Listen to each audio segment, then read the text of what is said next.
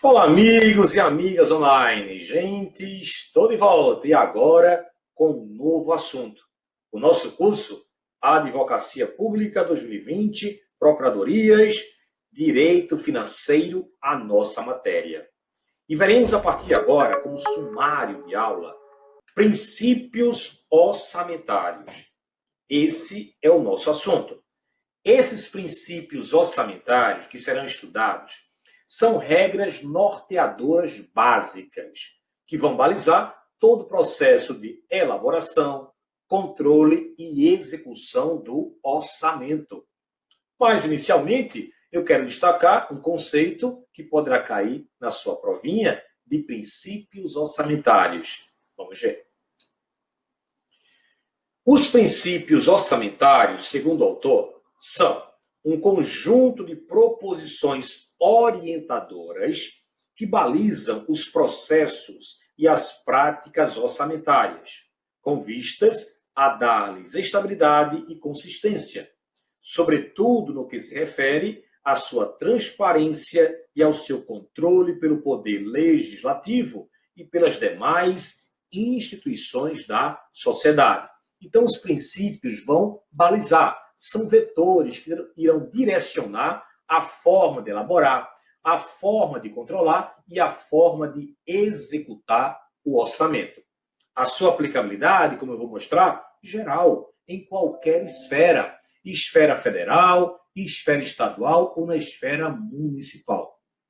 Todos aqueles que participam do orçamento fiscal e do orçamento da Seguridade Social estão obrigados a utilizar esses princípios que vamos estudar. Mas, Wilson, por que não aqueles que figuram no orçamento de investimento? Excelente pergunta, porque esses utilizam o direito privado. Somente aqueles que estão no fiscal e na Seguridade Social utilizam o direito público, ok? Então, vamos à aplicabilidade. Válidos para os poderes executivo, legislativo e judiciário de todos os entes federativos, União, Estados, Distrito Federal e municípios. A origem dos princípios é importante saber. Basicamente, gente, eu vou utilizar ou a Constituição Federal ou a 4320/64, que é uma norma infraconstitucional, ou serão princípios doutrinários. Então, sempre estarei citando a Constituição, a 4320/64, ou será um princípio doutrinário. E por falar em 4320/64, o artigo 2º desta lei, que eu vou passar para vocês, textualmente nos apresenta 3 princípios. Foi o único momento, isso cair, foi o único momento em que a lei ela deu nome aos princípios. Foram 3. Não quer dizer que só temos 3 nessa lei, não. Mas somente esses 3 foram, entre aspas, batizados pela lei. E a questão é formatada em cima disso. Tipo, quais foram os princípios textuais explícitos da lei 4320/64? Você tem que saber. Artigo 2º, parte final.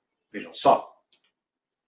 A lei do orçamento conterá a discriminação da receita e despesa de forma a evidenciar a política econômica, financeira e o programa de trabalho do governo, obedecidos os princípios de unidade, universalidade e anualidade. Então, respondendo, foram esses 3 princípios. E você, na hora da questão, recomendo, caso a banca cobre isso, tome um susto, uau, e vai ganhar a questão. Vale tudo para lembrar, vale tudo. Então, quais são os princípios textuais explícitos da lei 4320/64? Tome um susto, uau, e respondeu: unidade, anualidade e universalidade, ok?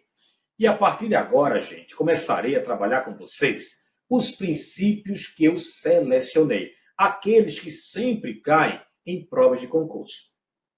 Basicamente, o que você tem que saber em relação a cada um dos princípios, para que você possa se sentir seguro em relação à sua prova, né? O que vale é isso.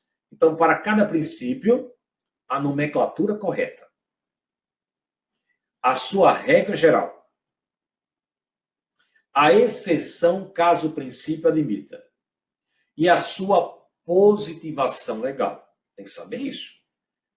Denominação correta, porque em alguns casos veremos que o princípio pode ser chamado de A, B ou C, aí não adianta decorar só o nome e a banca chamar de outra coisa, você vai ficar vendido. Regra geral. Cuidado. Quando o princípio não admitir nenhuma exceção, a regra geral é absoluta. Caso contrário, não será absoluta. A exceção é importante também. E, por fim, a sua positivação legal. Vamos, então, ao primeiro princípio, chamado de princípio da unidade ou totalidade. Antes de passar à leitura do conceito, vamos à lógica. Unidade. Quando pensamos em unidade, vem o que à mente? Unidade, uma coisa só. Então, esse princípio, e o nome vai sugerir, vocês vão perceber, esse princípio trouxe como regra uma exigência. Quando o governador estiver elaborando o seu projeto de lei, ele não pode fazer o seguinte: vai ter um projeto para o Ministério Público, vai ter um projeto para o Poder Judiciário, vai ter um projeto para o Poder Executivo, vai ter um projeto para a Defensoria Pública. Não. A unidade é uma coisa só. Então, a regra desse princípio proíbe a proliferação de múltiplos orçamentos paralelos dentro de uma mesma pessoa política. Cada ente da federação só poderá ter uma única lei orçamentária anual.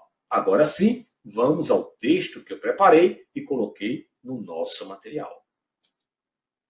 Princípio orçamentário clássico, segundo o qual o orçamento de cada pessoa jurídica de direito público, de cada esfera de governo, União, Estados ou municípios, deve ser elaborado com base numa mesma política orçamentária, estruturado de modo uniforme e contido num só documento, condenáveis todas as formas de orçamentos paralelos.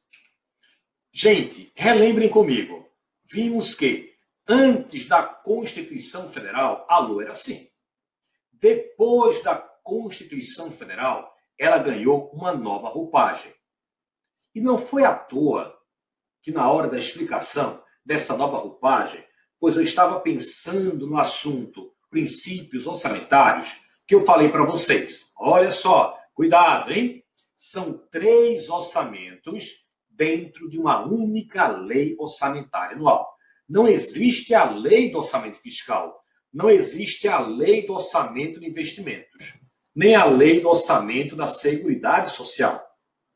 Temos 3 orçamentos que totalizam uma única lei orçamentária anual. Daí vem o princípio da unidade ou totalidade, cuja regra geral é absoluta, portanto, não admite exceções.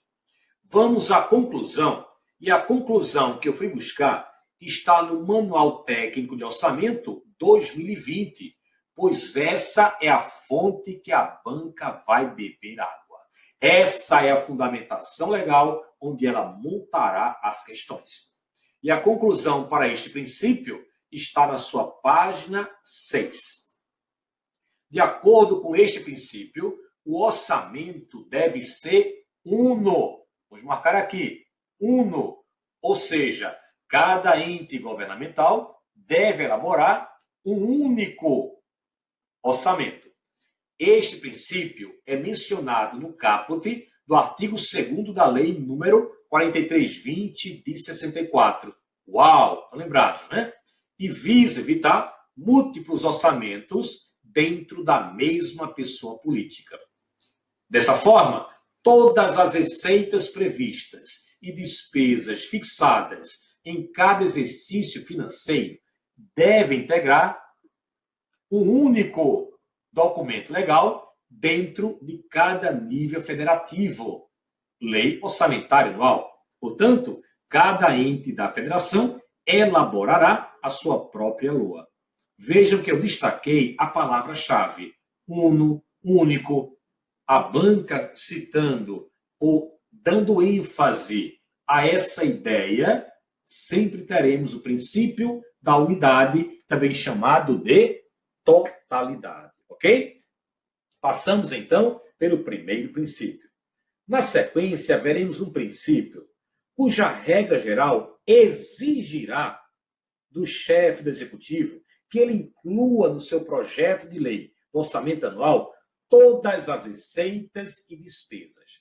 Então, quando o governador, quando o presidente, quando o prefeito estiverem lá elaborando o projeto de lei, ele deve incluir nesse projeto todas as receitas e todas as despesas. Pois esse é o universo da lei orçamentária anual. Qual é o universo da LOA? Receita prevista, despesa fixada. Diante disso, a regra, o princípio, ficou conhecido como o princípio da universalidade. Vamos ver. Trata-se de um princípio orçamentário clássico, de origem francesa, segundo o qual todas as receitas e todas as despesas devem ser incluídas na lei orçamentária.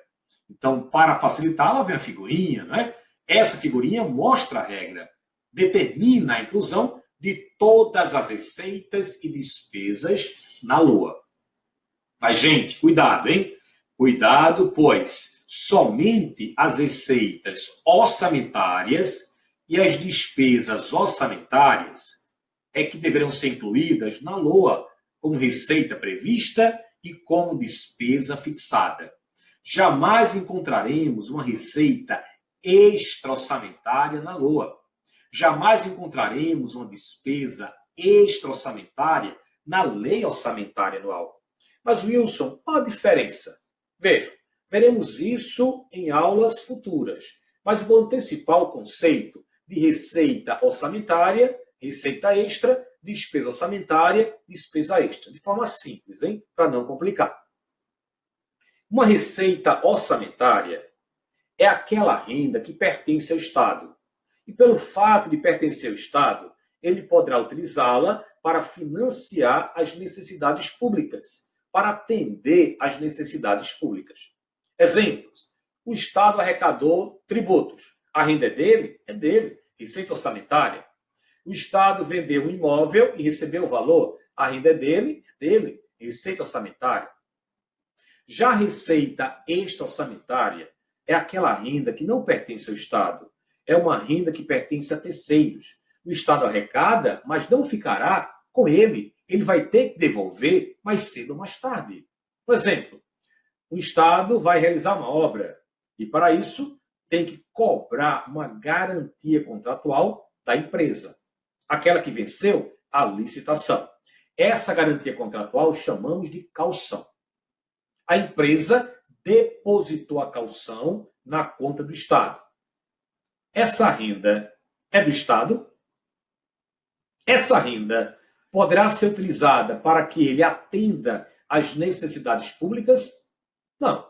Então, logo a empresa cumpra o contrato, realize a obra, o Estado terá que devolver essa renda a quem de direito. Portanto, é uma receita transitória, é uma receita que não pertence a ele. Se não pertence a ele, ele não poderá colocá-la na lei orçamentária anual como receita prevista. Então, gente, sempre que estiverem na dúvida se a receita é orçamentária, se a receita é extra-orçamentária, façam uma perguntinha. Essa renda pertence ou não ao Estado?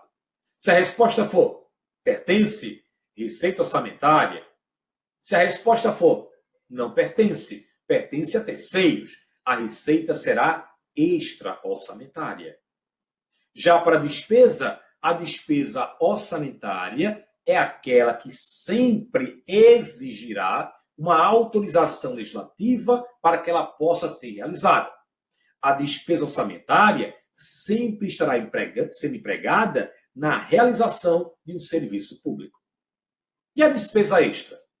A despesa extra, gente, resumindo, é a devolução da receita extra que arrecadamos anteriormente. E se a receita extra não pertence ao Estado, a despesa extra, quando estiver devolvendo esse valor, não precisará de autorização legislativa.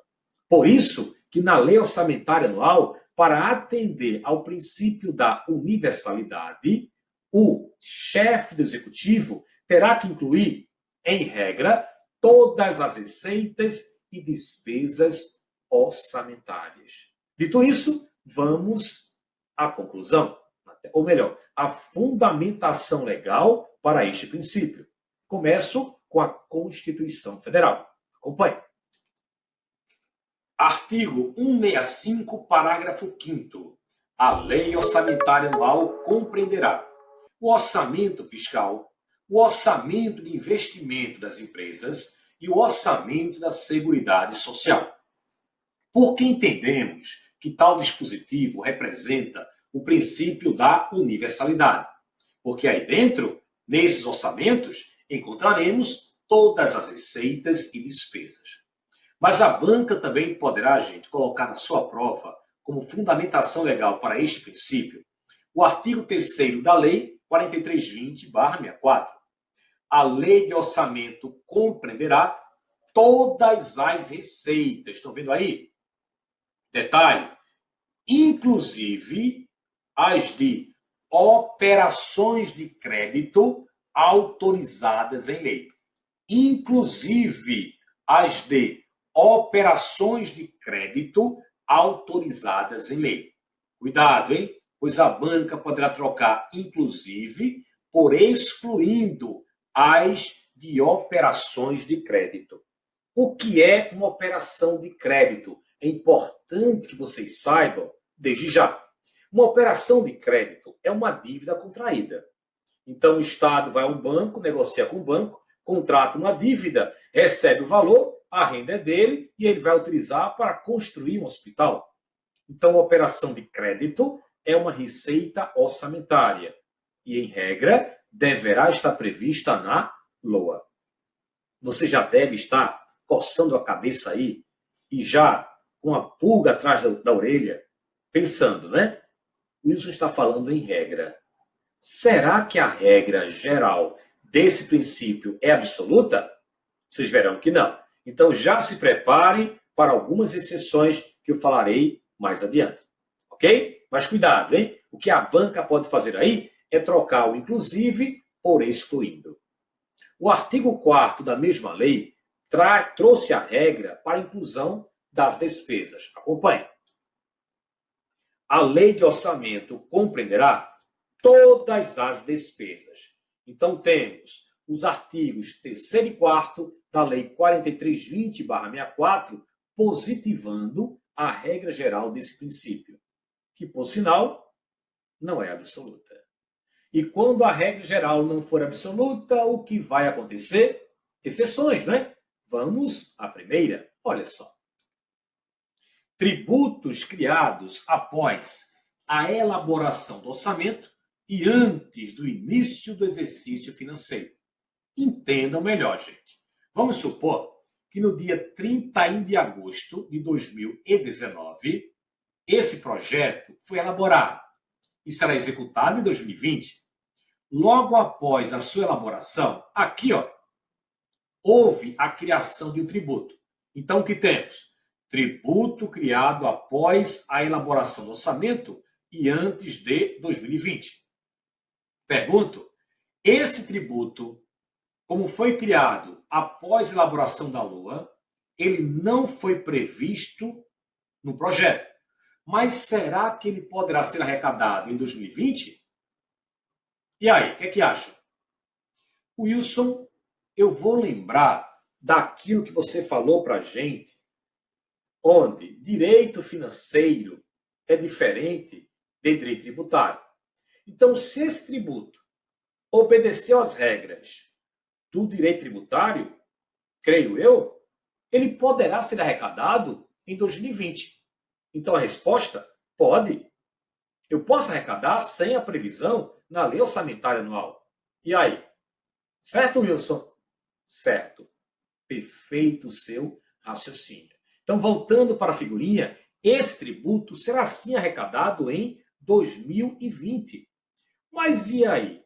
Sendo arrecadado em 2020 e não havendo a sua previsão orçamentária, ele é considerado um abuso, um desrespeito ao princípio ou a exceção do princípio?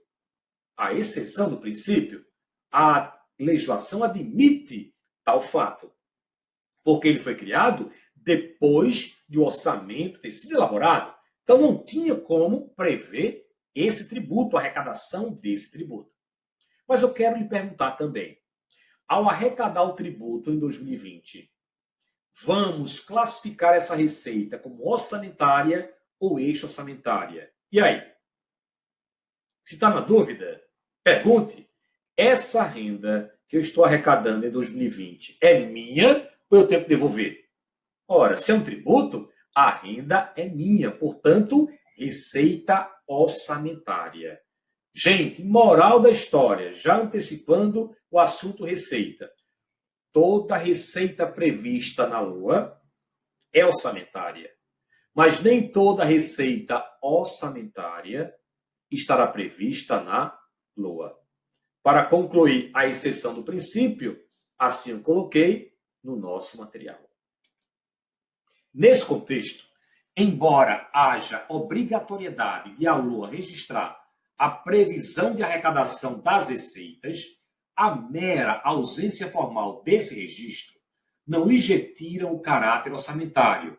Haja vista o artigo 57 da Lei número 4320 de 64, classificar como receita orçamentária toda receita arrecadada que represente ingresso financeiro orçamentário, inclusive a proveniente de operações de crédito. Aqui o texto cita o artigo 57, e eu vou colocar para vocês. Ressalvado o disposto no parágrafo único do artigo 3º desta lei, serão classificadas como receita orçamentária, sob as rubricas próprias, todas as receitas arrecadadas, inclusive as provenientes de operações de crédito, ainda que não previstas no orçamento. Então, uma operação de crédito sempre será receita orçamentária, estando ela prevista ou não na LOA.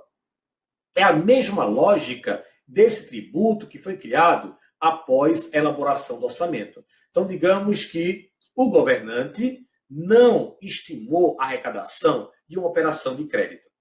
Mas durante a execução do orçamento, no outro ano, ele resolveu contratar essa dívida. Pediu autorização ao Poder Legislativo, o Legislativo concedeu e ele contratou a dívida. Ao arrecadar essa receita proveniente da operação de crédito, ele vai estar classificando-a como receita orçamentária. Então, temos aí outra exceção ao princípio, uma operação de crédito arrecadada que não foi prevista na LOA, mas foi devidamente autorizada durante a execução orçamentária pelo Poder Legislativo. O artigo 57 cita o parágrafo único do artigo 3º, que eu também tenho comentado. Vamos ver. Caput, artigo 3º. A lei de orçamento compreenderá todas as receitas, inclusive as de operações de crédito autorizadas em lei. Já falei sobre isso. Agora vamos ao parágrafo único. Não se consideram, para os fins deste artigo, gente, o artigo 3º, caput, trata de receita orçamentária. O parágrafo único tratará de receita extra-orçamentária. Não se consideram, para os fins deste artigo, as operações de crédito por antecipação da receita. Opa! Vamos diferenciar o que é essa operação de crédito por antecipação da receita. Chamamos de aro. Bem, quando um Estado está com o seu saldo bancário quase no vermelho, ele pode fazer o seguinte. Aqui eu vou representar uma situação para que você possa entender melhor. Digamos que o Estado está em tal situação, né? Quase no vermelho. Ele vai a um banco. Chegando ao banco, conversará com o gerente. Olá, gerente, tudo bem? Aí o gerente, tudo bem, Estado, tudo bem. Aqui é só para ilustrar, hein, gente? Para que você entenda melhor. Aí o Estado, gerente, é o seguinte, estou quase no vermelho. Quase no vermelho, mas daqui a 40 dias, eu estarei arrecadando meus tributos e vou ficar bem na fita. Só que agora eu estou praticamente no vermelho. Aí o banco, o gerente, fica tranquilo, Estado. Fica tranquilo. Vou te ajudar? Nós sabemos como o banco ajuda. Vou te ajudar. Você não vai esperar 40 dias, não. Eu vou lhe dar agora. Eu vou antecipar a sua arrecadação. Você vai contratar uma dívida diferente daquela, né? Que você veio aqui, negociamos e você contratou uma operação de crédito. Essa agora é uma antecipação de receita orçamentária. Você, Estado, vai contratar uma ARO. O Estado vai contratar. Quando ele receber o valor da ARO, ele vai classificar essa receita como extra-orçamentária. Sabe por quê? Daqui a 40 dias, quando houver a devida arrecadação, esse Estado terá receita orçamentária. Mas agora ele está antecipando e não poderá também classificar a antecipação como receita orçamentária sob pena de estar contabilizando duas vezes a mesma receita orçamentária. Seria uma duplicidade. Por isso que a ARO é uma receita extra-orçamentária. Então, jamais encontraremos como previsão de receita dentro da LOA a ARO. Não confundam operação de crédito, que é receita orçamentária, estando ela prevista ou não na LOA, com a ARO, que jamais será uma receita orçamentária. Fechou? Voltando. As emissões de papel moeda e outras entradas compensatórias no ativo e passivo financeiros. Conclusão. Segundo este princípio, a LOA de cada ente federado deverá conter todas as receitas e as despesas de todos os poderes, órgãos, entidades, fundos e fundações instituídas e mantidas pelo poder público. Este princípio é mencionado no caput do artigo 2º da Lei nº 4320 de 64, UAU, recepcionado e normatizado pelo parágrafo 5º do artigo 165 da Constituição. O próximo princípio, ele foi criado pela Lei 4320/64, precisamente em seu artigo 6º. Esse princípio trouxe como regra a seguinte: quando o governante estiver incluindo suas receitas, incluindo suas despesas na lei orçamentária anual, ele não poderá deduzir valores, ele não poderá incluir pelo saldo líquido. Diante disso, o princípio ficou conhecido como o princípio do orçamento bruto. Vamos lá. Orçamento bruto, o princípio do orçamento bruto, previsto no artigo 6º da Lei nº 4320 de 64, preconiza o registro das receitas e despesas na LOA, pelo valor total e bruto, vedadas quaisquer deduções. Gente, para entender melhor, observem essa lei orçamentária anual aqui e a observação e também a observação que estou fazendo, né, sendo redundante, da receita tributária no valor de 10 mil, a União deverá transferir 3 mil para estados e municípios. Então, dessa previsão aqui, tributária, que a União está estimando no seu projeto de lei, ela sabe que tem que transferir 3 mil para estados e municípios. FPM e FPE, que é o Fundo de Participação dos Municípios e Fundo de Participação dos Estados. Então, na realidade, a União não vai ficar com todo o valor arrecadado dos tributos. Ela tem que transferir 3 mil. Pensando nisso, a União, sabe de uma coisa? Eu vou elaborar meu projeto de lei deduzindo o valor da transferência. Eu quero arrecadar 10, vou transferir 3, então eu vou incluir a receita tributária pelo saldo líquido, 7 mil. Ela pode fazer isso? Não pode. Quem não deixa? O princípio do orçamento bruto, que começa aqui no artigo 6º. Todas as receitas e despesas constarão da lei de orçamento pelos seus totais, vedadas quaisquer deduções. Vedadas quaisquer deduções. Não se pode deduzir nenhum valor, gente. Corroborando com isso e também já lhe preparando para uma futura questão, parágrafo 1º do artigo 6º. As cotas de receitas que uma entidade pública deva transferir a outra incluir-se-ão como despesa no orçamento da entidade obrigada à transferência e, como receita, no orçamento da que as deva receber. O que temos aí? E como as bancas poderão cobrar esse dispositivo? É o seguinte, até uma lógica. Se eu sou a União e tenho que transferir parte da minha arrecadação, o valor a ser transferido eu vou colocar no lado da despesa. Não é lógico? Se eu sou um Estado ou município e vou receber da União tal valor, eu vou colocar no lado da receita. Aí a banca vai e diz que todo mundo deverá colocar no lado da despesa, ou todos deverão colocar no lado da receita. Então se liguem que quem transfere planeja tal transferência no lado da despesa. Quem recebe deverá colocar essa transferência no lado da receita. Fechou? Bem, já vimos 3 princípios, né? E eu vou aproveitar para chamar a sua atenção a um pequeno detalhe. Vejam só. Atenção! Aqui eu coloquei os 3 princípios. X, Y e Z. Não coloquei o nome, né? Para que você possa entender. Princípio X.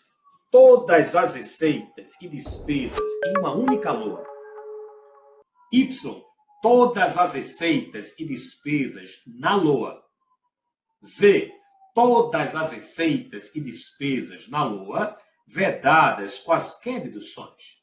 Observe que a diferença é bastante tênue entre X, Y e Z. O princípio X, como está exigindo colocar receita e despesa em uma única LOA, é o princípio da unidade. O princípio Y simplesmente exige a inclusão de todas as receitas e despesas na LOA, universalidade. E o princípio Z não admite nenhuma dedução em relação a essa inclusão, princípio do orçamento bruto. Então, muito cuidado para não confundir esses princípios. Uma leitura rápida, uma leitura sem muita atenção, poderá invalidar essa questão e eu não quero que isso aconteça. Fechei esse primeiro bloco, mas eu ainda tenho muitos princípios para que a gente possa aqui trocar ideias, trocar informações. Até já! Olá, amigos e amigas online. Gente, dando prosseguimento ao nosso curso, o assunto ainda princípios orçamentários. No final da aula anterior, eu passei para vocês e alertei para que vocês não confundam 3 princípios básicos. O princípio da unidade, o princípio da universalidade e o princípio do orçamento bruto. Deixei bem claro, né? Não está lembrado? Então volta um pouquinho aí o vídeo e vai ver lá no finalzinho do bloco anterior. Mas na sequência veremos um princípio que foi criado para definir o período de tempo de execução da lei orçamentária anual. Veremos agora, na sequência, o princípio da anualidade. Também conhecido, a banca poderá colocar assim na sua prova, como princípio da periodicidade. Então, vamos retomar ao nosso curso. Na tela. Advocacia Pública, nossa matéria Direito Financeiro. O assunto ainda, princípios orçamentários.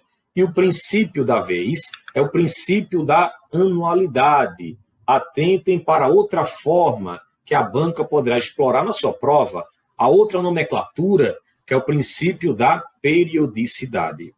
Conforme este princípio, o exercício financeiro é o período de tempo ao qual se referem a previsão das receitas e a fixação das despesas registradas na LOA. Este princípio é mencionado no caput do artigo 2º da Lei número 4320 de 64. Estão lembrados, né? Uau! Segundo o artigo 34 dessa mesma lei, o exercício financeiro coincidirá com o ano civil, que vai do dia 1º de janeiro a 31 de dezembro. O princípio da anualidade, como o próprio nome indica, supõe o período de tempo de um ano, mas não quer dizer que este coincida com o ano civil. Assim não é em vários países, Alemanha e Grã-Bretanha, que vai de 1º de abril a 31 de março, Estados Unidos e Itália, que vai de 1º de julho a 30 de junho. O mais comum, contudo, é a coincidência com o ano civil. Portanto, gente, qual a regra desse princípio? Aprendemos desde a aula anterior, desde o tema anterior, que a Lei 4320/64 disciplinou o exercício financeiro como um período de tempo limitado a um ano, onde obrigatoriamente esse ano irá coincidir com o ano civil. Vai do dia 1º de janeiro a 31 de dezembro. A regra desse princípio exigirá que a LOA venha a ser executada dentro desse período, 1º de janeiro a 31 de dezembro. Essa é uma regra brasileira, uma adaptação do princípio, que não é um princípio brasileiro, mas uma adaptação para uma regra brasileira. Por que eu estou afirmando isso? Porque em outros países, como acabei de apontar, o ano civil não vai de 1 de janeiro a 31 de dezembro. Então, você jamais poderia validar uma questão caso a banca afirmasse lá no seu texto que sempre o exercício financeiro irá coincidir com o ano civil. Em outros países não haverá essa coincidência. Mas, caso a banca cite o princípio aplicado no Brasil, aí muda de figura, né? Porque, obrigatoriamente, a execução da LOA deverá acontecer do dia 1 de janeiro a 31 de dezembro. Então, essa é a regra do princípio, onde eu sempre resumo da seguinte forma. Bem, o princípio, ele manda executar dentro de um ano. Esse ano de referência, digamos, 2020. Então, a LOA deverá ser executada no dia 1 de janeiro de 2020 até 31 de dezembro de 2020. Começou no ano, terminará nesse mesmo ano. É a regra geral do princípio. Mas vamos à figurinha para ficar mais clara ainda essa regra. Vejam só. Aqui temos uma LOA sendo executada dentro do seu período de referência. Então, o princípio exige essa execução, do dia 1 de janeiro a 31 de dezembro. Mas, gente, muito cuidado com uma afirmação que a banca poderá fazer, que é a seguinte. Vejam só, deixa eu pegar aqui só esse livro, que é do autor, né? O Wilson Araújo, a Administração Financeira Orçamentária, que tem todo o assunto que estamos vendo aqui. Então, já recomendei, se você quiser, acompanhar nossa matéria por esse livro, AFO para concursos públicos, contexto, questões, a resolução das principais questões em vídeo-aula, tudo isso você terá direito com o curso. Editora Juspod, uma pequena propaganda aí, né? Então, vamos aqui ao capítulo de princípios orçamentários, exatamente na página 116. Olha só o que eu coloquei, chamando a atenção. As bancas, na tentativa de lhe induzir ao erro, afirmam o seguinte: A regra do princípio da anualidade determina a execução do orçamento dentro de um ano, contado a partir da sua publicação ou aprovação, ela poderá colocar assim. Caso a banca afirme isto, gente, estará errada a questão. Não vamos contar para obediência a essa regra um ano a partir da aprovação, a partir da publicação da LOA. Não, é a partir do dia 1º de janeiro. Começou no ano, terminará nesse mesmo ano. Então, muito cuidado com essa pequena observação que eu fiz. Vamos voltar. Outra atenção que eu quero lhe chamar, né? Cuidado com o artigo 51 da Lei 4320/64, que diz: nenhum tributo será exigido ou aumentado sem que a lei o estabeleça. Nenhum será cobrado em cada exercício sem prévia autorização orçamentária, ressalvados a tarifa aduaneira e o imposto lançado por motivo de guerra. Se você estiver estudando utilizando a Lei 4320/64, ao se deparar com tal dispositivo, ignore. Não temos mais essa regra, ela não foi recepcionada pela Constituição Federal. Deixei bem claro em aulas anteriores que um tributo para ser arrecadado independerá de sua prévia autorização na Lei Orçamentária Anual, porque esse tema não é tema do direito financeiro, é tema do direito tributário, se liguem aí. Então, gente, voltando ao princípio, a regra geral resumida, começou no ano, terminará nesse mesmo ano. Essa é a regra geral, que por sinal não é absoluta. E quando a regra geral não é absoluta, já expliquei, significa dizer o quê? Que o princípio admite alguma exceção ou algumas exceções. Será o caso do princípio que estamos estudando. E a exceção tem um nome até meio estranho, que eu vou explicar a vocês. A exceção que veremos a partir de agora está positivada na Constituição Federal. Chamaremos de créditos adicionais com vigência plurianual. O que é um crédito adicional? É um mecanismo que possibilita alterar o orçamento durante a sua execução. Falei um pouco sobre isso, né? Caso o governante queira reforçar o orçamento, durante a sua execução, ele irá abrir um crédito adicional suplementar. Caso ele queira criar uma nova dotação, ele irá abrir um crédito adicional especial. Caso ele esteja diante de uma pandemia, de uma calamidade, de uma guerra, de uma comoção interna, ele deverá abrir um crédito adicional extraordinário. Mas o que são adicionais com vigência plurianual? Porque vamos tratar desta forma, adicional com vigência plurianual, como exceção princípio. Ora, vou explicar agora para vocês que todo crédito adicional com vigência plurianual, ele vai começar no ano e vai terminar no outro exercício financeiro. Daí vem a exceção do princípio. Artigo 167, parágrafo 2º da Constituição Federal. Vamos trabalhar em cima dele. Vamos ver. Os créditos especiais e extraordinários terão vigência no exercício financeiro em que forem autorizados. Observem com bastante atenção isso aí. Eu sempre pergunto em minhas aulas, esse fragmento do texto da Constituição Federal reforça o princípio ou já trata da exceção? O que é que acham? Reforça o princípio, né? Começou no ano, terminará nesse mesmo ano. Agora, a sequência. Vamos continuar?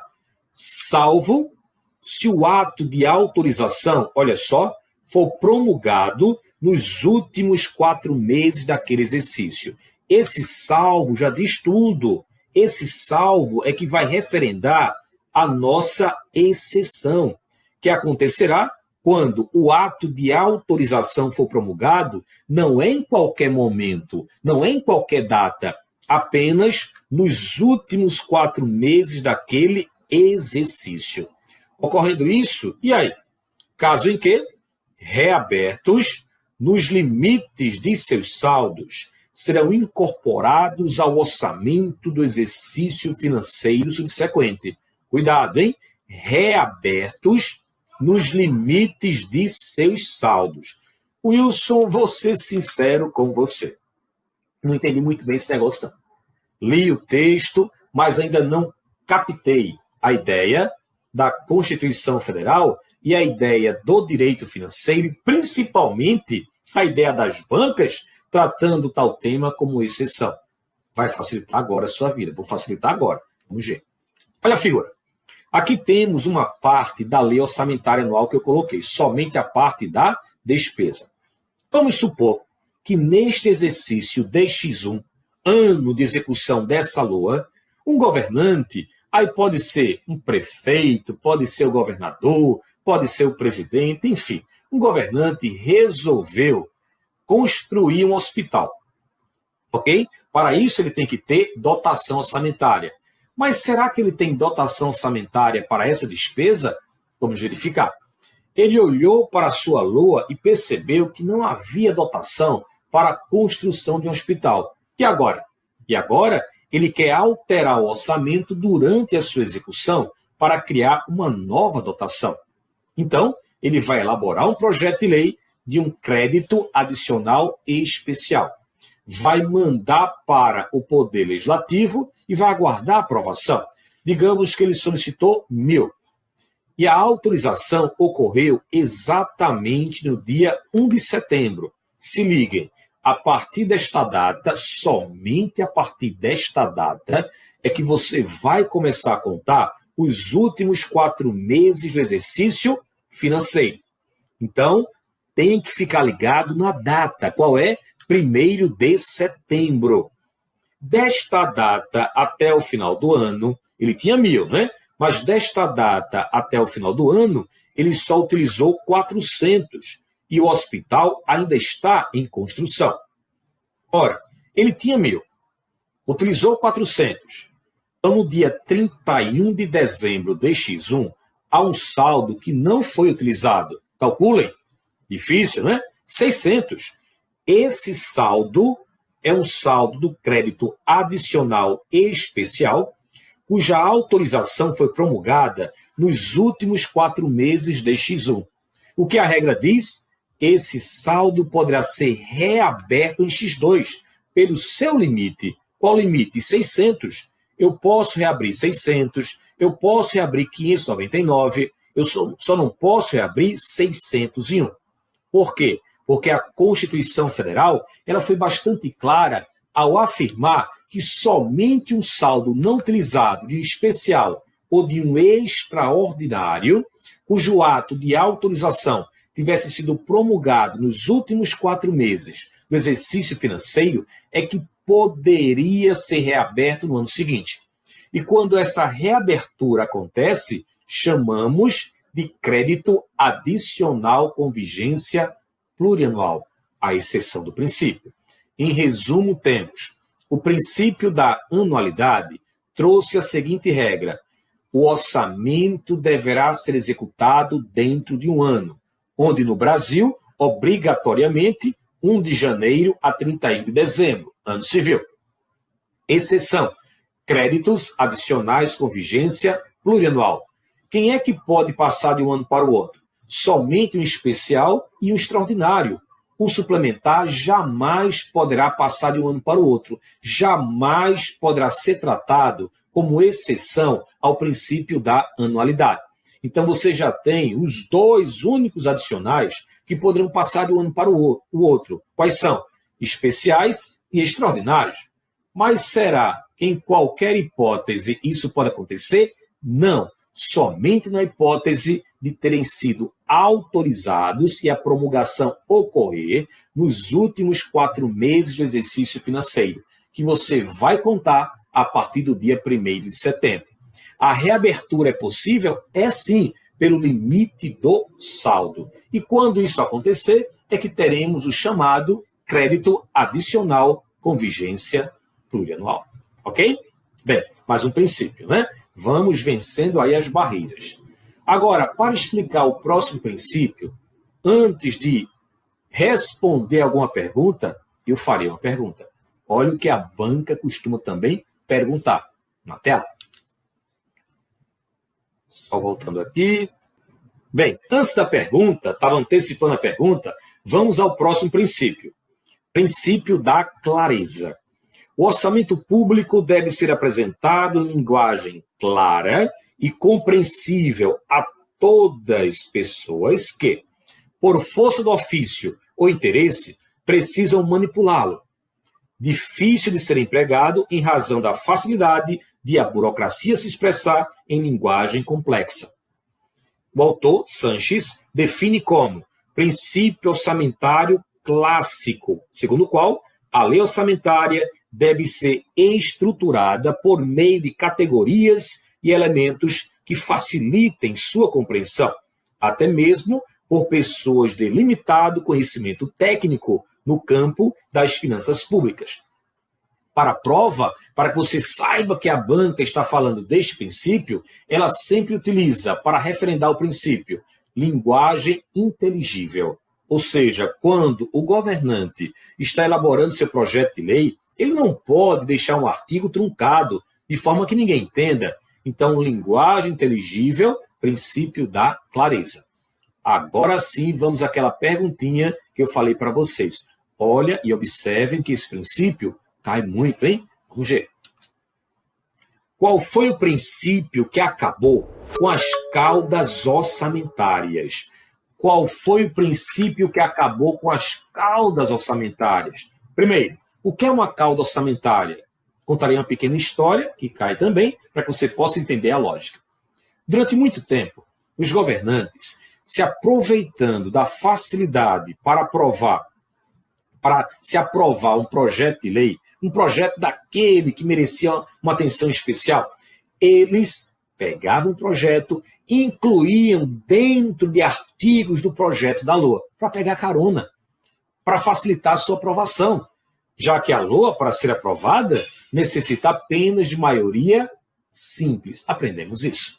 Bem, quem combateu muito essa prática foi Rui Barbosa, onde chegou a apelidar tal prática ou tal orçamento que apresentava esses assuntos estranhos de orçamento rabilongo. Rabo longo, aqueles que apresentavam caudas orçamentárias. Então, uma cauda orçamentária é um assunto estranho à lei orçamentária anual. Qualquer assunto que não está relacionado à previsão da receita e à fixação da despesa, em regra, será um assunto estranho. Mas veio a Constituição Federal e acabou com essa prática, ao criar, em seu artigo 165, parágrafo 8º, o princípio que irá responder à perguntinha que eu formulei para vocês. Qual foi o princípio que acabou com as caudas orçamentárias? Você vai responder assim. Foi o princípio da exclusividade. O princípio da exclusividade é um princípio orçamentário clássico, segundo o qual a lei orçamentária não conterá matéria estranha à previsão da receita e à fixação da despesa. Então, quando imaginamos esse princípio através de uma figurinha, a LOA só poderá conter matérias ligadas apenas à receita prevista e à despesa fixada. Como eu falei, artigo 165, parágrafo 8º da Constituição. A lei orçamentária anual não conterá dispositivo estranho à previsão da receita e à fixação da despesa. Essa é a regra geral, que, por sinal, não será uma regra geral absoluta. Muito cuidado com as exceções que o princípio admite. A regra geral qual é? A lei orçamentária anual não conterá dispositivo estranho à previsão de receitas e à fixação de despesas. Mas na sequência do dispositivo constitucional, vamos encontrar, não se incluindo na proibição, vamos ver, a autorização para abertura de créditos suplementares. Vejam que a Constituição Federal colocou suplementares. A banca troca suplementares por adicionais, suplementares por especiais, suplementares por extraordinários, invalidando a questão. Essa é a primeira exceção. A segunda, também não se inclui nessa mesma proibição a autorização para a contratação de operações de crédito, ainda que por antecipação de receita nos termos da lei. E aí, Wilson, Como vamos entender essas duas exceções? Primeiro, qual a matéria que poderá ser tratada na LOA? Receita prevista, despesa fixada. Segundo, o que a LOA admite como matérias estranhas a essa que eu acabei de mencionar? Duas autorizações. A primeira, a autorização para abertura de créditos suplementares. A segunda, a autorização para contratação de operações de crédito, ainda que por antecipação de receita nos termos da lei. Wilson, explica melhor. Então, quando o governante está lá, né, elaborando seu projeto de lei, ele poderá solicitar ao legislativo antecipadamente esses dois temas, colocando em artigos. Na prática, a LOA deste ano assim trouxe. Artigo 4º. Fica autorizada a abertura de créditos suplementares. Cuidado, gente. A banca vai trocar suplementares por outra coisa, hein? Fiquem ligados. Já o artigo 8º desta mesma lei, em cumprimento ao disposto no inciso 1 do parágrafo 1º do artigo 32 da LRF, ficam autorizadas, olha só, a contratação de operações de crédito. Para facilitar ainda mais, observe. Em 2019, um governador, vamos supor, Então, esse governador, ele, elaborando seu projeto de lei, está pensando já na possibilidade de reforçar o orçamento durante a sua execução. Então, ele vai e coloca lá aquele artigo 4º no projeto. O legislativo vai receber o projeto, vai analisar e poderá ou não concordar. Não é obrigado a concordar com essa autorização antecipada, mas digamos que ele concordou. Em 2020, olha só, aqui, houve a necessidade de reforçar o orçamento.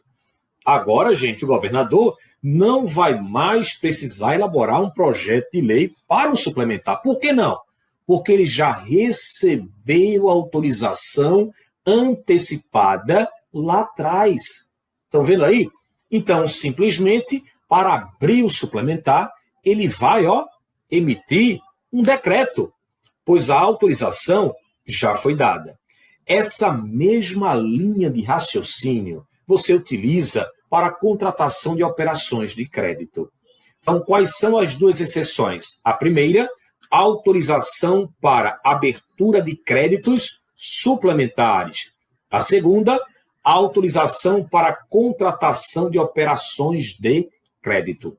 Mas lembrando que o legislativo não é obrigado a autorizar isso antecipadamente.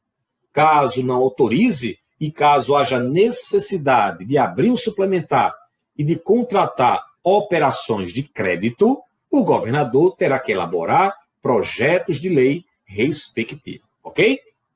Então, temos aí um princípio que cai muito em provas de concurso, princípio da exclusividade. Vamos dar sequência. Imagine agora um governante elaborando um projeto de lei e fazendo o seguinte: olha, esse imposto aqui, ao ser arrecadado, já vai para aquela despesa. Esse outro vai para aquele fundo. Esse outro já está casado com aquela situação, para aquele órgão. Então, ele está vinculando receitas de impostos a órgão, a fundo ou a despesa.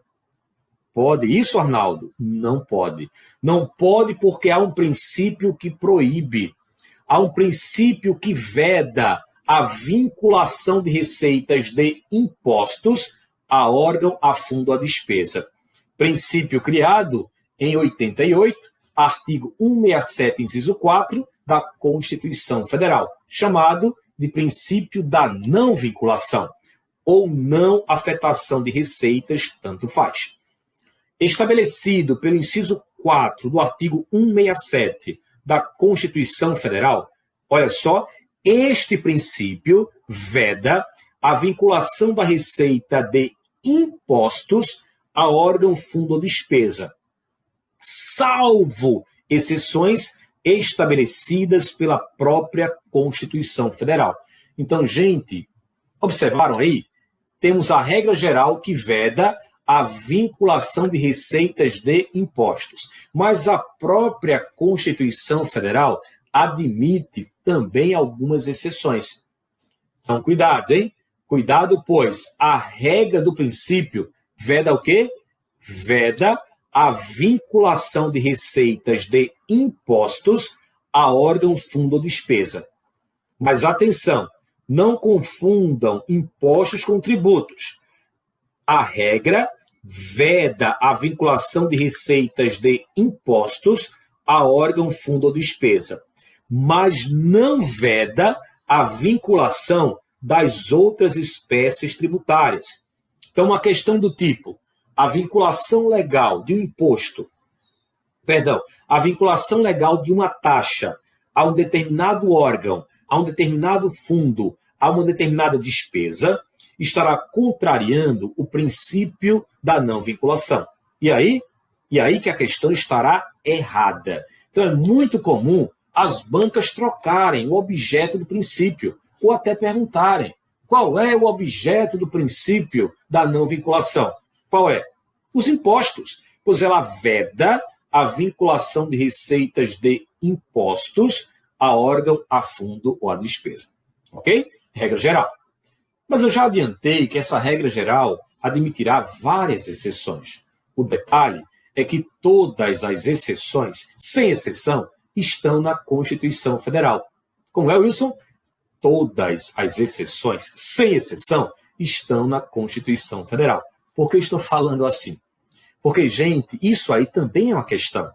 Caso a banca, lá na sua prova, você está analisando a questão, caso ela queira criar uma nova exceção ao princípio, ela só poderá fazer isso através de emenda à Constituição Federal. Então, a emenda à Constituição do Estado, da Lei Orgânica do Município, não poderá criar uma nova exceção ao princípio da não vinculação. Somente uma emenda à Constituição Federal. Prestar atenção? Vou utilizar ainda esse raciocínio, hein? Ô, Wilson, quais são as exceções? São muitas. São muitas que você vai ter que decorar. Tem que decorar. E para facilitar a sua vida, eu coloquei assim no material. Exceções. Transferências constitucionais de impostos, FPE e FPM. Então, a União arrecada impostos, mas parte dessa arrecadação já está vinculada a quê? A transferências para municípios, FPM, não é? Fundo de Participação dos Municípios, ou para os estados, FPE. Aplicação de percentuais da receita de impostos, cuidado, hein? A banca vai trocar para tributos, na manutenção e desenvolvimento do ensino. Wilson, preciso decorar o percentual? Não. Aplicação de percentuais da receita de impostos nas ações e serviços públicos de saúde. Prestação de garantias às operações de crédito por antecipação de receita orçamentária. Já expliquei o que é uma ARO. Então, quando o Estado, o município, vai contratar uma ARO junto a um banco, o banco vai cobrar uma garantia. O que o Estado pode fazer? Vincular a arrecadação de receitas de impostos ao pagamento dessa dívida. A Constituição Federal permite. Está tudo no artigo 67, inciso 4. Vinculação de impostos estaduais e municipais para prestação de garantia ou contra-garantia à União. É importante que você saiba identificar como funciona essa garantia. Digamos que a União vai emprestar recursos a um Estado, emprestou, mas vai cobrar do Estado uma garantia. Então, a União receberá uma garantia do Estado. Caso o Estado não pague a dívida, a União executará essa garantia. De que forma? O Estado, autorizou a vinculação de receitas de impostos dele, daquela transferência que a União é obrigada a fazer, ao pagamento dessa dívida. Se o Estado não pagar, a União não transfere. E a contragarantia funciona assim. Agora, quem vai emprestar ao Estado é um banco. E o banco vai cobrar uma garantia. De quem? Do Estado? Não, o Estado está liso. vai cobrar uma garantia da União. E a União vai conceder essa garantia, mas vai cobrar ao Estado uma contragarantia. Se o Estado não pagar o banco, quem paga? União. Mas aí a União vai executar a contragarantia. Vejam, gente, nas duas situações, quem vai receber a garantia ou a contragarantia é a União. Não é verdade? Tanto é que o A aqui está craseado. Muito cuidado, pois já peguei uma questão onde a banca inverteu a situação, dizendo que é a União que vai conceder a garantia ao Estado ou município. Não, ela recebe a garantia ou a contragarantia do Estado ou do município. Continuando o texto, na parte final, assim como para pagamento de débitos para com a União. Também pode haver essa vinculação. E finalizando as exceções, realização de atividades da administração tributária e fundos especiais criados por meio de emenda à Constituição Federal. Cuidado com essa última exceção. Fundos especiais criados por meio de emenda à Constituição Federal. Como é que você vai entender? Observe. O artigo 167, inciso 9 da Constituição Federal veda a instituição de fundos de qualquer natureza sem prévia autorização legislativa.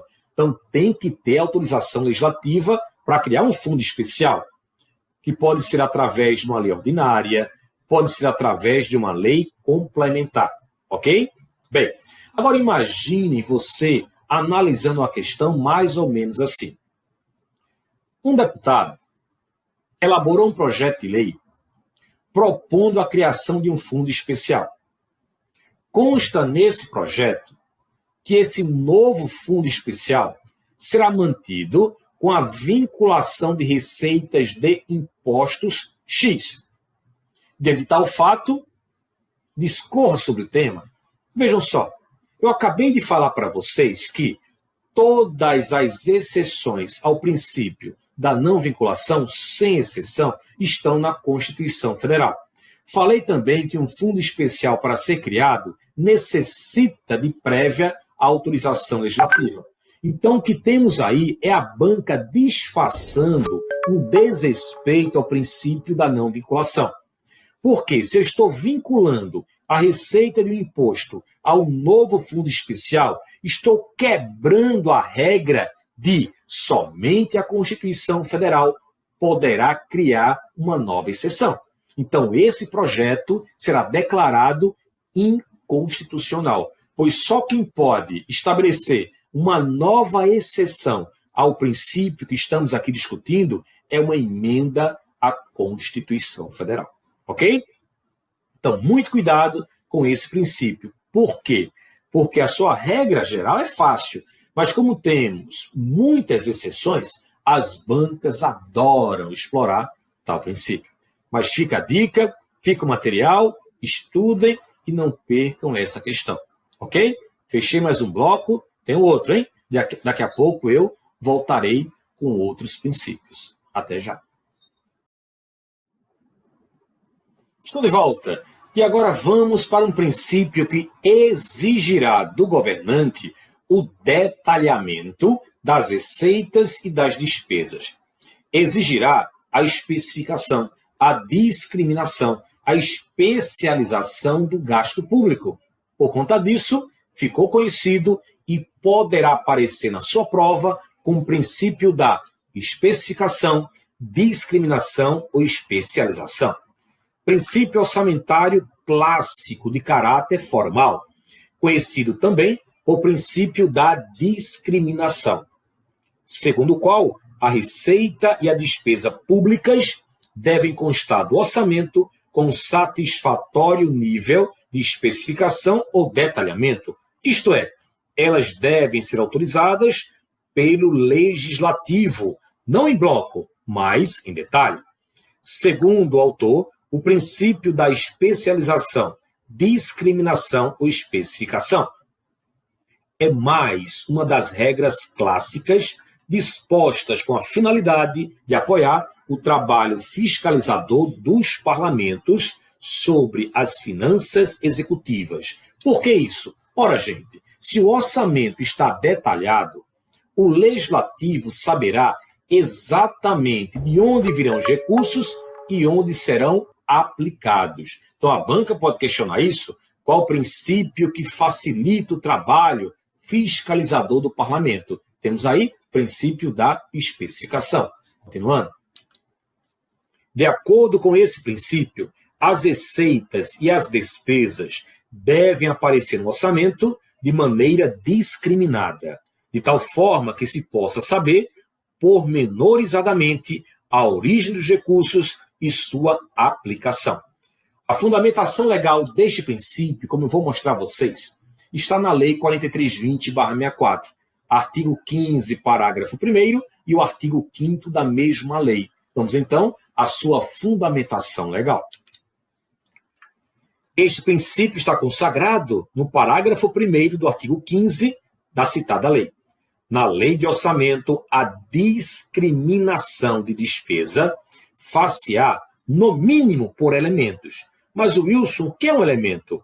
O parágrafo 1º explica: entende-se por elementos o desdobramento da despesa com pessoal, material, serviços, obras e outros meios de que se serve a administração pública para a consecução dos seus fins. O elemento de despesa é o nome do gasto, é o detalhamento do gasto. Daí vem a necessidade de detalhar a despesa na LOA, no mínimo, até o nível elemento. Mas você também poderá encontrar a banca fundamentando este princípio utilizando o artigo 5º da mesma lei. Observe. A lei de orçamento não consignará dotações globais. Vejam só, não consignará. A regra é bastante clara, não é? Não consignará. A banca tira o não para complicar a situação, hein? Destinadas a atender indiferentemente a despesas de pessoal, material, serviços de terceiros, transferências ou quaisquer outras. Entenda melhor. Aqui temos um projeto de lei orçamentária anual. De um lado, a receita prevista, do outro lado, a despesa fixada. Esse projeto está obedecendo ao princípio, porque detalhou a despesa, a receita, utilizando fonte, que é o nome da receita, fonte tributária, fonte patrimonial, fonte operações de crédito. Do outro lado, detalhou a despesa, utilizando o elemento da despesa. Então, temos aí o princípio sendo respeitado. Essa é a regra geral do princípio, que não é absoluta. E a exceção, como eu vou mostrar agora, está na parte final do artigo 5º, que eu não tinha colocado, mas eu apresento agora para vocês. Ressalvado, acompanhem, o disposto no artigo 20 e seu parágrafo único. Então, vamos para o artigo 20 e seu parágrafo único. Artigo 20. Os investimentos serão discriminados na lei de orçamento segundo os projetos de obras e de outras aplicações. O caput do artigo 20 reforça o princípio. Isso é claro. Mas agora vejam o parágrafo único. Os programas especiais de trabalho que, por sua natureza, não possam cumprir-se subordinadamente às normas gerais de execução da despesa, agora, poderão ser custeados por dotações globais, classificados entre as despesas de capital. Então, Wilson, que dotação global é essa que poderá aparecer na LOA sem ferir o princípio? Para que você saiba que dotação é essa, vamos ao Decreto-Lei 200/67, artigo 91, pois lá encontraremos a resposta. Reserva de contingência. Vejam só. Sob a denominação de reserva de contingência, o orçamento anual poderá conter dotação global, não especificamente destinada a determinado órgão, unidade orçamentária, programa ou categoria econômica, cujos recursos serão utilizados para abertura de créditos adicionais. Então, gente, quando a dotação global, chamada de reserva de contingência, é utilizada, olha como ela fica, na lua. Eu chamo a reserva de contingência de coringa. Por que coringa? É um coringa porque ela poderá ser utilizada para qualquer tipo de despesa, quer seja ela corrente, quer seja ela de capital. Então, temos aí a exceção ao princípio da especificação. Reserva de contingência. Mais um? Ok. Vamos agora a um princípio que exigirá sempre autorização legislativa para que o orçamento possa ser criado, possa ser modificado, possa ser excluído.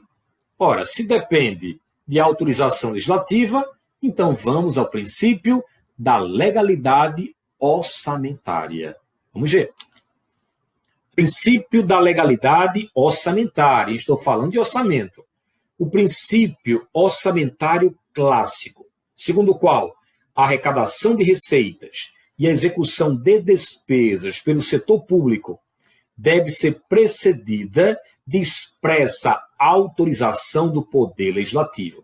Então, essa é a essência do princípio da legalidade orçamentária. Temos que ter autorização do Poder Legislativo.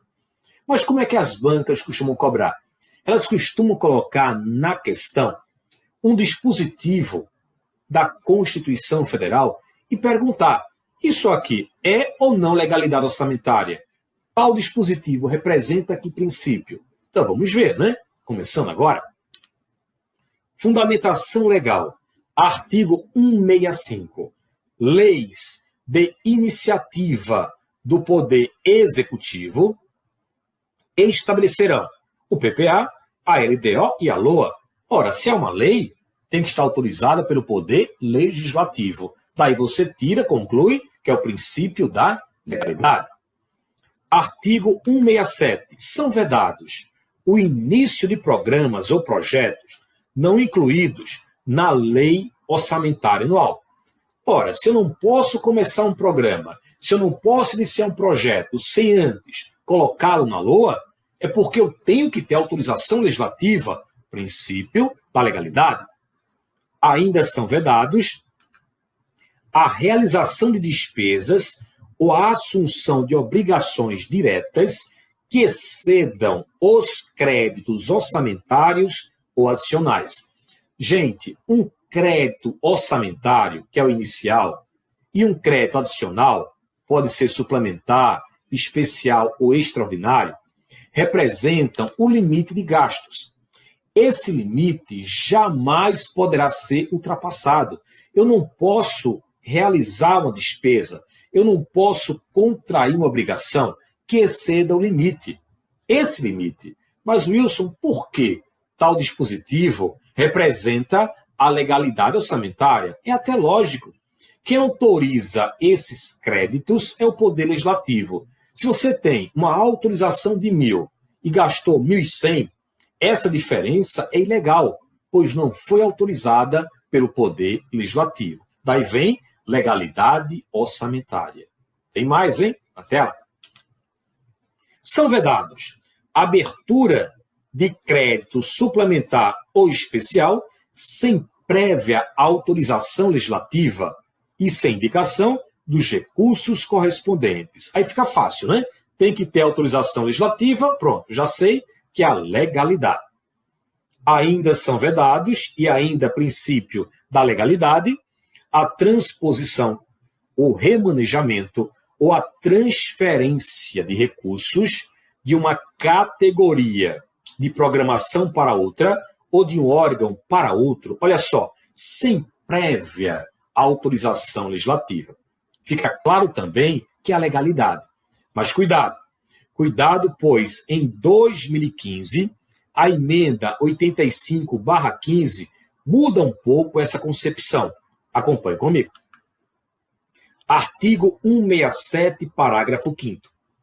A transposição, o remanejamento ou a transferência de recursos de uma categoria de programação para outra poderão ser admitidos no âmbito das atividades de ciência, tecnologia e inovação, com o objetivo de viabilizar os resultados de projetos restritos a essas funções, mediante ato do Poder Executivo, sem necessidade da prévia autorização prevista no inciso 6 deste artigo. Para explicar melhor, gente, a Constituição Federal, em seu artigo 167, inciso 6, vedou a transposição, o remanejamento ou a transferência de recursos de uma, olha o que eu marquei, categoria de programação para outra ou de um órgão para outro, sem prévia autorização legislativa.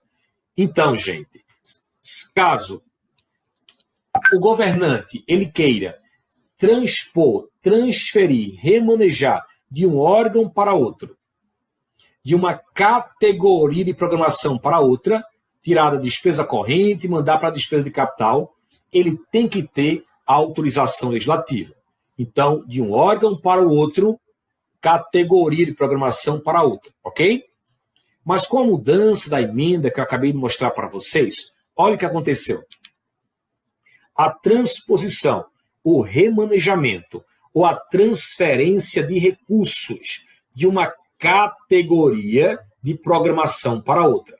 No caso da categoria de programação para outra, e no âmbito das atividades de ciência, tecnologia e inovação, não há necessidade da prévia autorização legislativa. Um simples ato do Poder Executivo poderá transpor, remanejar ou transferir. Agora, se for de um órgão para o outro, tem que ter autorização prévia do Poder Legislativo, hein? Cuidado com essa pulhazinha que poderá ser explorada na sua prova. Temos ainda outra fundamentação legal para este princípio. Vamos acompanhar. São vedados a utilização, sem autorização legislativa específica, de recursos dos orçamentos fiscal e da Seguridade Social para suprir necessidade ou cobrir déficit de empresas, fundações e fundos, inclusive dos mencionados no artigo 165, parágrafo 5º. Então, o que não pode acontecer aí? O que a Constituição Federal vedou? Vedou o presidente, vedou ao governador, vedou ao prefeito, ele simplesmente tirar de um orçamento e colocar no outro, fiscal para a seguridade, fiscal para o investimento, sem que haja prévia autorização legislativa específica.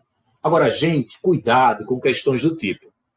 Em nenhuma hipótese poderá haver a utilização de recursos dos orçamentos fiscal e da Seguridade Social para suprir necessidade ou cobrir déficit de empresas, fundações e fundos, inclusive dos mencionados no artigo 165, parágrafo 5º. Em nenhuma hipótese, é errada a questão. Por quê? Havendo autorização legislativa específica, isso poderá sim acontecer. Então, muito cuidado, pois a banca também poderá afirmar desta forma e, logicamente, a questão estará incorreta. Agora, vamos para um outro princípio que vem sendo muito confundido com a legalidade orçamentária. Aprendemos nas aulas iniciais que a competência para iniciar o processo orçamentário é o quê? Privativa do chefe do Executivo. E segundo a Constituição Federal, segundo o entendimento, do Supremo Tribunal Federal, é exclusiva e vinculada. A Constituição Federal trata como competência privativa.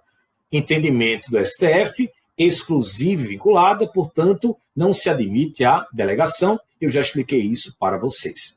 Bem, essa regra, essa determinação, trouxe por trás um princípio orçamentário que as bancas exploram, justamente com essa exigência, com essa competência. Então, vejam a lógica. A legislação reservou a competência para iniciar o processo orçamentário para o chefe do Executivo. Daí vem o princípio que veremos agora, que é o princípio da reserva legal. A iniciativa para propor as leis do PPA, LDO e LOA é exclusiva do Poder Executivo. Essa exclusividade de matéria orçamentária é denominada de reserva legal. Fundamentação para isso, Constituição Federal, artigo 84.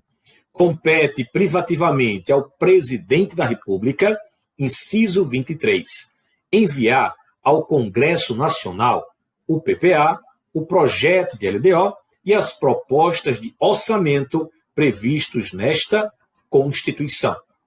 Ainda temos como fundamentação artigo 165, leis de iniciativa do Poder Executivo estabelecerão o PPA, a LDO e a LOA. Ô Wilson, mas essa fundamentação legal aí que você está mostrando para a gente, você também utilizou para o princípio da legalidade. Daí vem a confusão. Essa fundamentação, artigo 65, incisos 1, 2 e 3, poderá ser utilizada tanto para a legalidade quanto para a reserva legal. Agora, são princípios diferentes. Se a banca colocar na sua questão o princípio da legalidade, também conhecido como reserva legal, a questão está errada, gente. Qual é a essência do princípio da legalidade? Eu falei, tem que ter autorização legislativa. Qual é a essência do princípio da reserva legal? Houve a competência para o início do processo orçamentário reservada ao chefe do executivo. Então, são dois princípios diferentes, apesar de utilizarem, neste ponto, a mesma fundamentação legal. Ok? Mais um na tela. Agora, princípio da proibição do estorno de verbas. Artigo 167, inciso 6, são vedados a transposição, o remanejamento ou a transferência de recursos de uma categoria de programação para outra ou de um órgão para outro, sem prévia autorização legislativa. Mas, Wilson, você também utilizou tal dispositivo para a legalidade orçamentária. Exatamente. Mais uma vez eu explico. A banca poderá utilizar tal dispositivo ou para legalidade orçamentária ou para proibição do estorno de verbas. Qual é a lógica para a proibição do estorno de verbas? Ora, eu não posso transferir, remanejar, transpor de um órgão para o outro, de uma categoria de programação para outra, sem que eu tenha autorização legislativa. Então, daí vem proibição do estorno de verbas. O que não pode acontecer é a banca utilizar o mesmo dispositivo legal e colocar em alternativas. Letra A, legalidade orçamentária. Letra C, proibição do estorno de verbas. Ela não pode fazer isso. Ou ela vai escolher um, ou vai escolher o outro. Mas cuidado, e mais uma vez eu chamo a sua atenção para a emenda que nós já vimos aqui, que foi a emenda 85/15, não é? Que incluiu o parágrafo 5º no artigo 167, e eu já expliquei a vocês. Ok? Então vamos passar. Mais um princípio, princípio da publicidade. A publicação da lei orçamentária é uma exigência para que a lei possa surtir seus efeitos. Os entes governamentais de maior porte possuem meios de divulgação das leis e dos demais atos formais de seu interesse. A publicação dá conhecimento aos particulares, tornando a lei eficaz para o público. O artigo 37 da Constituição Federal trata do princípio que rege toda a administração pública. Já o artigo 165, parágrafo 3º, é o que vale para a nossa matéria, trata do princípio em matéria orçamentária. Olha ele aqui. O Poder Executivo publicará, até 30 dias após o encerramento de cada bimestre, relatório resumido da execução orçamentária.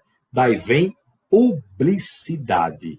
Artigo 65, parágrafo 3º da Constituição Federal. Gente, quando o governante está lá elaborando o seu projeto de lei, imagine, né? Estamos em 2020 e já estou planejando meu orçamento para 2021. Nesse planejamento básico, eu não posso gastar mais do que eu quero arrecadar. Eu tenho que manter esse equilíbrio entre receita e despesa. E como é que a gente mantém esse equilíbrio? A minha receita ou é igual ou superior à despesa? Diante disso, a regra que foi concebida, o princípio que foi criado, ficou conhecido como o princípio do equilíbrio orçamentário. Vou explicar melhor. Princípio orçamentário de natureza complementar, segundo o qual, no orçamento público, deve haver equilíbrio financeiro entre receita e despesa. Esse princípio estabelece que o montante da despesa autorizada em cada exercício financeiro não poderá ser superior ao total de receitas estimadas para o mesmo período. Explicando, gente, agora em figurinhas, não é? Como eu sempre faço. Aqui temos uma balança mostrando e demonstrando o princípio do equilíbrio orçamentário. Wilson, peraí. Não sei se é o meu monitor, mas essa balança não está equilibrada não, hein? Perfeito, não é o seu monitor, mas eu fiz de propósito. Por quê? Porque você não pode buscar o equilíbrio orçamentário apenas com a igualdade dos pratos, receita e despesa. Mesmo havendo essa diferença, desde que receita superior à despesa, estaremos diante do princípio do equilíbrio orçamentário. Então, gente, a regra não exige somente a igualdade. Se eu tiver receitas suficientes para cobrir a despesa, o princípio estará sendo obedecido. Cuidado com isso.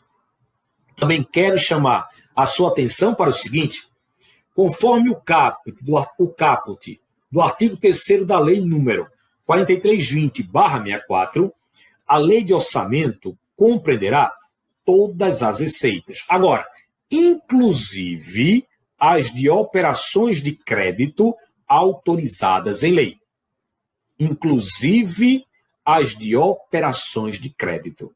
Assim, o equilíbrio orçamentário pode ser obtido por meio de operações de crédito. Wilson, peraí. Então, digamos que eu contrato uma dívida. Estou devendo 100, contratei uma dívida de 130, utilizo essa receita para dizer que eu estou equilibrado? Mas eu estou devendo a dívida. Exatamente. No mundo orçamentário, isso é possível. E o equilíbrio será mantido. Porque quando se contrata uma dívida, digamos, o governante coloca no seu projeto de lei uma dívida a ser contratada, previsão de 1 milhão, ele não vai pagar em um ano 1 milhão. Ele vai pagar algumas parcelas desse ano. De forma que o valor recebido da dívida, da contratação de operação de crédito, comparado ou junto com as outras receitas, e agora comparado com as despesas, deverão estar equilibrados. Então, uma receita proveniente de operação de crédito poderá ser utilizada para se alcançar o equilíbrio orçamentário. A LOA ficará assim. Olha só. É o que chamamos de equilíbrio formal, quando temos como receita prevista uma operação de crédito. Mas, Wilson, e caso o governante consiga manter esse equilíbrio sem a necessidade de contratar uma operação de crédito? Aí será o equilíbrio efetivo. Então, o equilíbrio formal, voltando aqui, é aquele em que o projeto de lei teve que contar com uma operação de crédito para manter pelo menos a igualdade. Já o equilíbrio efetivo é aquele em que não houve a necessidade de se utilizar a receita proveniente de uma operação de crédito, ok? Gente, voltando ainda a assuntos que vimos no passado recente de aula. Eu falei para vocês que toda ação governamental, toda ela, obrigatoriamente, deverá ser planejada através de um programa. O que é um programa? É um instrumento que vai organizar, que vai articular as ações do governo. Esses programas aparecem no PPA e aparecem na LOA. Há uma exigência legal para isso. Há um princípio que determina exatamente isso. É o chamado moderno princípio orçamentário, pois, ao se utilizar essa metodologia para o planejamento orçamentário, vamos evitar o retrabalho, vamos facilitar a fiscalização, dentre outros pontos. Esse moderno princípio orçamentário é o princípio da programação.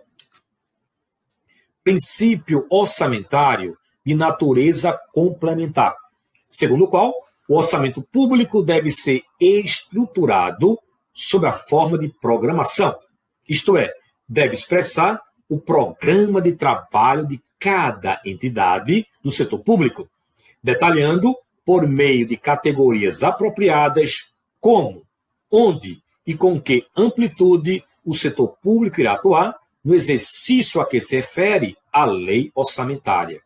A fundamentação legal que a banca poderá utilizar está no artigo 166, parágrafo 4º. Os planos e programas nacionais, regionais e setoriais previstos nesta Constituição serão elaborados em consonância com o PPA e apreciados pelo Congresso Nacional.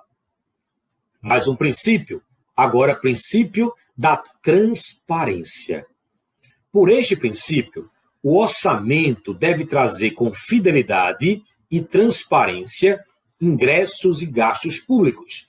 Nada deve ficar de fora, encoberto ou dissimulado nas questões orçamentárias. Transparência, digamos que o governante está pensando em conceder remissões, subsídios, crédito presumido. Ora, se ele vai fazer isso, está pensando em fazer isso, vai impactar a sua arrecadação. Não é verdade? Então, esse governante não pode guardar esse pensamento, essa sua intenção, só para ele. Ele tem que transformar o que está na sua cabeça e que vai impactar a arrecadação orçamentária em um documento. Ele tem que ser transparente. Ele vai ter que preparar um demonstrativo da sua intenção e esse demonstrativo seguirá junto ao projeto de lei orçamentária anual.